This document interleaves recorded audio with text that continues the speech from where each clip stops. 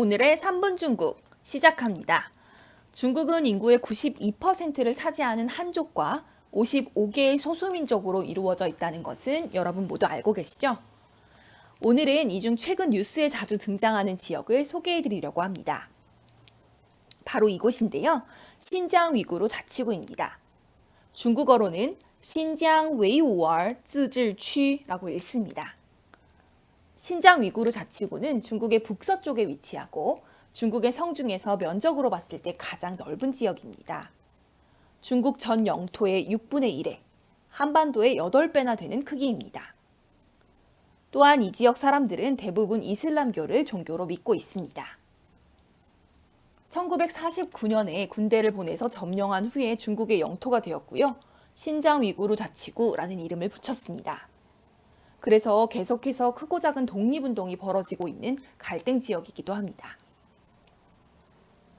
이 지역이 최근에 왜 이슈가 되고 있느냐? 바로 디즈니에서 올해 개봉한 뮬란이라는 영화 때문인데요. 영화의 엔딩 크레딧에 신장 위구르의 투르판 공화국에 감사를 표한다라는 문구가 나온다고 합니다. 투르판은 신장 위구르의 대표적인 도시인데요. 이 지역에는 중국이 위구르인 약 100만 명을 강제로 감금하고 있는 것으로 추정되는 수용소가 있습니다. 디즈니가 이곳에서 촬영을 진행하면서 중국 정부의 인권 탄압을 정당화했다는 비판을 받고 있는 것입니다. 이에 따라 SNS에서는 뮬란 관람 거부를 촉구하는 보이콧 뮬란 운동이 활발하게 진행되고 있기도 합니다. 그렇다면 신장 위구르 지역이 어떤 지역이길래 이를 둘러싼 갈등이 벌어지고 있는 것일까요? 이 지역은 석탄 등의 자원이 풍부하고 8개 나라와 국경을 맞대고 있습니다. 과거 실크로드의 주요 요충지로 중국이 심혈을 기울이고 있는 1대1로 정책의 핵심 지역이기도 하죠. 그래서 중국 정부로서는 외교적인 면에서 또 안보적인 면에서 절대 포기할 수 없는 지역이기도 합니다. 중국 정부는 많은 한족들을 이주시켜서 동화 정책을 썼는데요. 1949년에 위구르인들이 전체 인구의 80% 정도였는데 동화 정책으로 현재는 한족이 40% 정도를 차지하고 있습니다. 자치구라는 이름도 붙어 있고 자치법도 존재하지만 정치적으로도 경제적으로도 한족에게 모든 권리가 집중되면서 위구르인들의 불만이 차츰 커져가기 시작했고요. 독립을 외치는 목소리 또한 점차 커져가고 있습니다.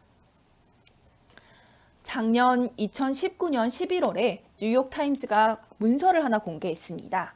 그 문서에 따르면 중국이 재교육 시설이라고 부르는 위구르족 수용시설에 100만 명이 넘는 위구르인들이 갇혀 있고 시진핑이 이곳을 직접 만들어서 운영한 것이다 라는 내용이 들어 있었는데요.